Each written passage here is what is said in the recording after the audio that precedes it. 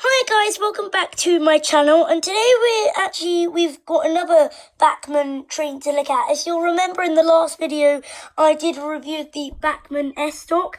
Now I've been trying to get video of the Class 350 up and running, but it's just been so busy after my birthday that I haven't had much time, so here I am doing a video.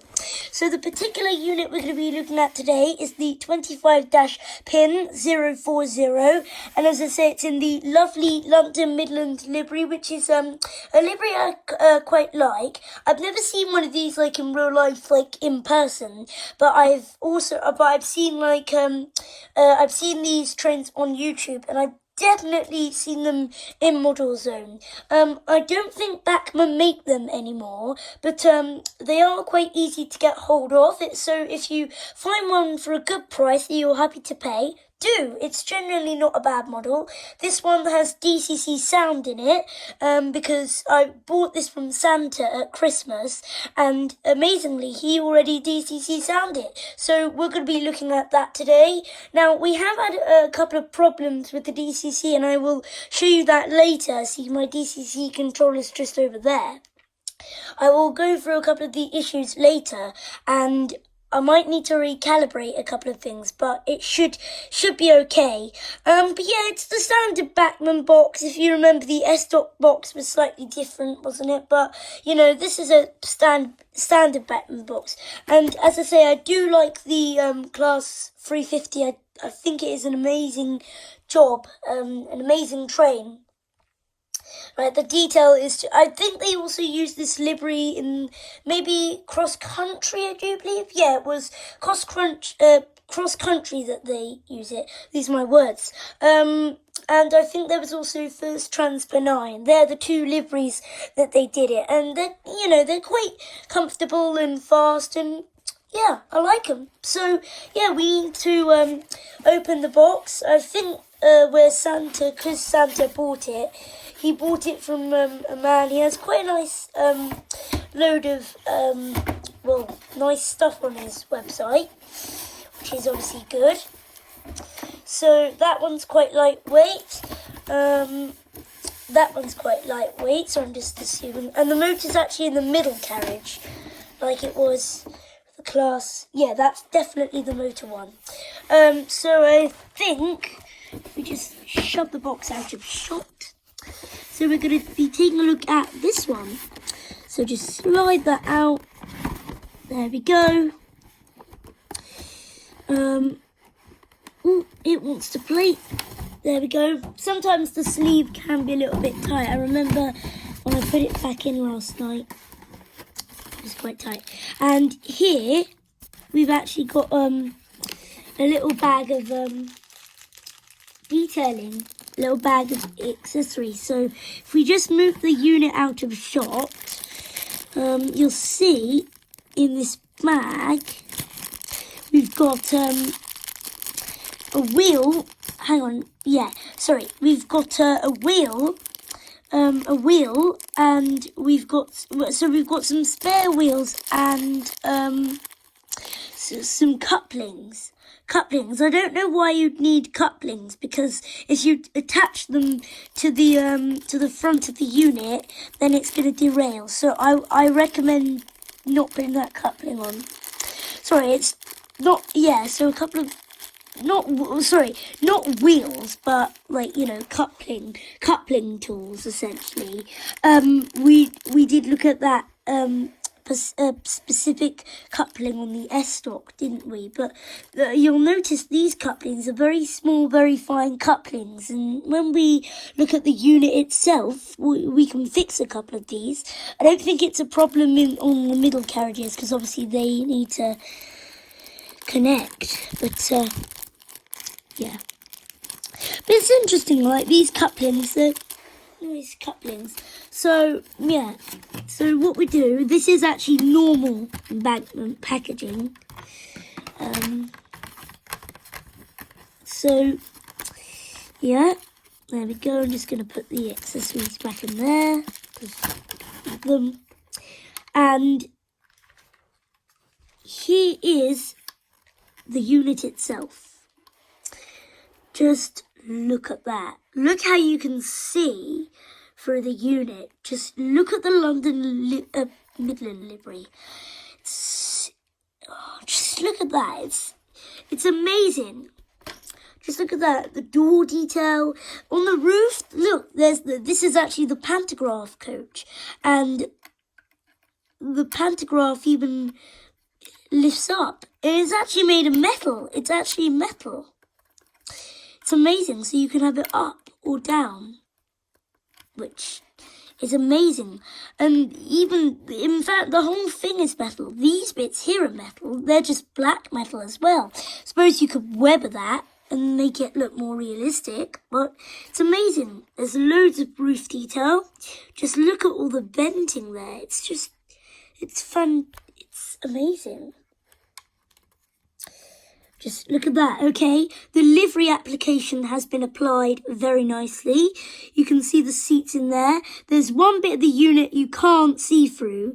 But as I say, Hornby do this with their Class 153. I've never got one, but there's a YouTuber I do need to subscribe to. He's called IC82, and he talks about the Class 153, and he says it's amazing. Because the motor's just over like one bogie. And obviously this is, if I turn the unit upside down, this is obviously the motorised bogie. Just look at that. It's amazing. Just look at it.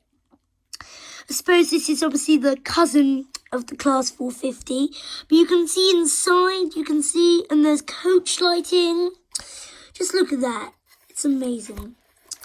Bogies, turn nice and freely. Now, what makes this unit very heavy is if we turn the unit upside down, see, it's all to do with the bottom of it. See, this entire section here is metal. And that adds a lot of weight to, not too much weight, but just enough to power this unit without needing any traction tyres. And so, as I say, I've said what traction tyres are, but if you weren't listening to the video and you still don't know what they are, well, basically they're little rubber wheels that go around the axle, but they do perish and they're not realistic. So most people don't like them, but on here, you've got none. Just look at that. The detail is absolutely stunning. There's even an LED sign there, which says Birmingham International. And I think we've got an announcer on this train that says that, which is really good. And maybe in the follow-up video, we'll take a look at the lighting in detail. That would be amazing. If I turn the unit round, you see that you've got a rather weird coupling. It's quite fiddly to connect, but it's okay. And I do like the back of the train. It's quite neat, clean lines, very efficient. But I've never seen that part of the train before because it's all, well, connected. So I'm just gonna put the unit to shot, and we'll take a look at one of the ends, shall we? So this is one of the end units, as you can tell. So just slide that out. I like these because they're easy to open. And this one is different. There are no accessories with this one.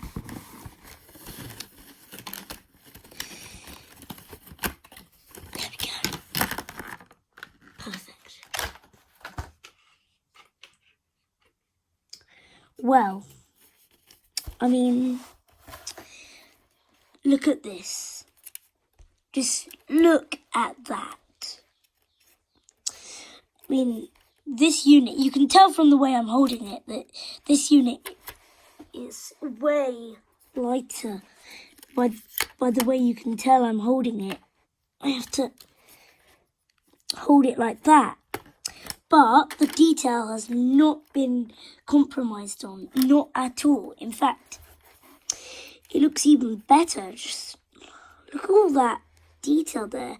Okay, you've got the warning sign down there. You've got steps for the driver. You've got cab detail, which is amazing.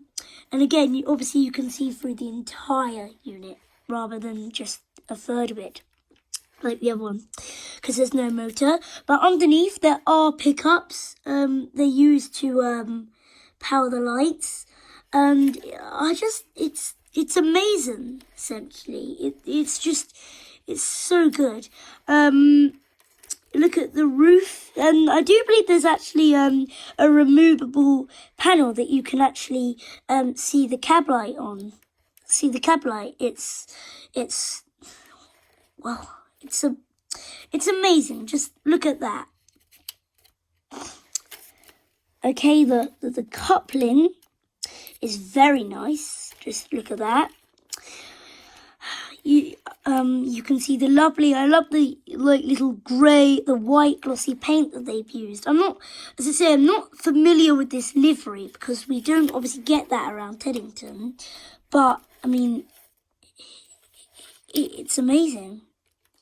It truly is. Just look at that. See in the windows.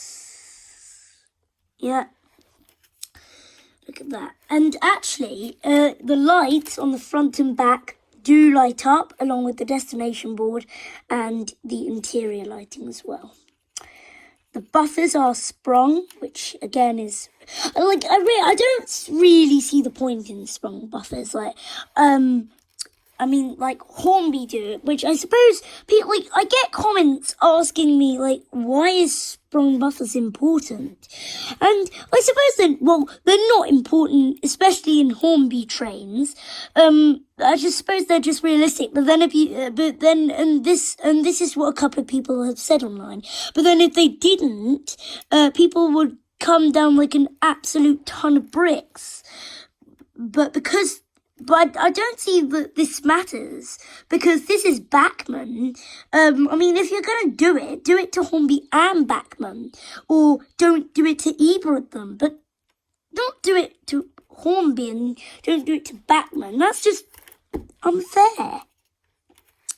But yeah, the detail, it's excellent.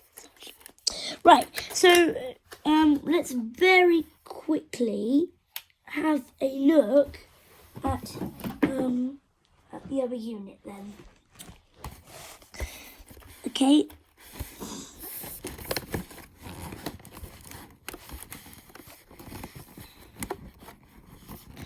Okay. There we go. I've got one of the other units out. And it was upside down. Silly me. Because I put them in the box upside down last night. Okay, here we go. So, yes. So, okay, so which one is this then? B. Okay, so this one is Unit B, and which one did I just open? This one. This one is this one is A. Okay, so it's going to be A, B. Then I'm assuming this one is going to be C.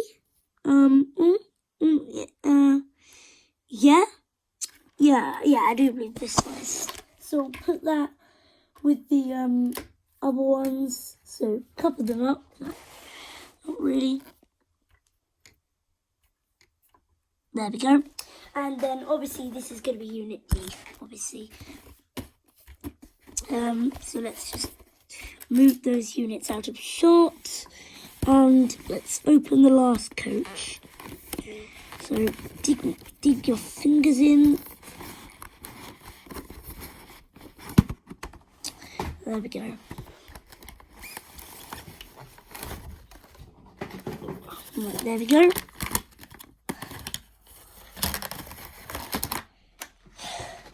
So, Okay, so here's the last coach, and yeah, I was right. This is. Oh no, hang on. Sorry, silly me. This is Unit A. This is Unit A. Okay, I read that wrong. Okay, so this one is going to be obviously. No, it's not that one. Shoot. Okay, well, this one is obviously Unit okay, so that's why. Right, I had it the wrong way round. So you can clearly see so you can clearly see a D there. Okay, so this is Unit D. So obviously this is going to be the back coach. There we go. Okay, so the next step will be to get these trains on the layout and we'll get them fired up. So we've got the Class 350 on the track, so let's get the lights powered up. So as you'd expect, we press function 0 for the lights, and you see we've got headlights there, and the destination board lights up, and then if I change direction, here are the tail lights in red, and there we go. There's a single control for the lights, and you're probably not going to see, but there's interior lighting in there, but you're probably not going to see. So let's get the sounds fired up. There we go. So this is DCC sound. Obviously this is an EMU, so that's the sound it makes. And this is just the starting up motor sound. There we go.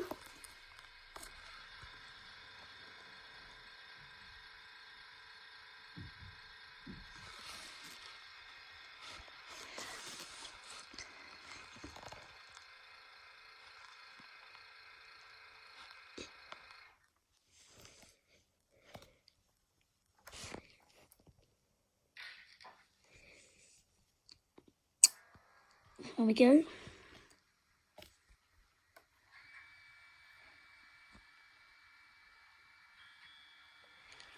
So we've got the high and low horns. We've got door opening and closing. There we go.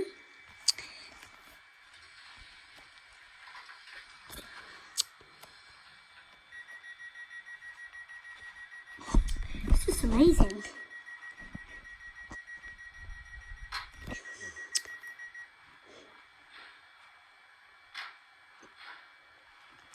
We've got the whistle. There we go. So 2 different ones. We've got the window wipers.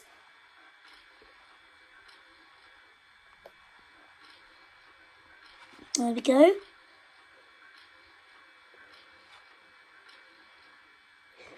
We've got the aircon.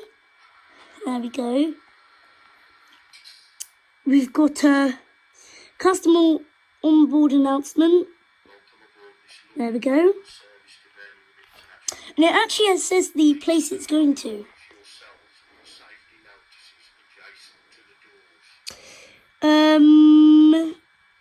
We've got the guard kind of buzzer thing.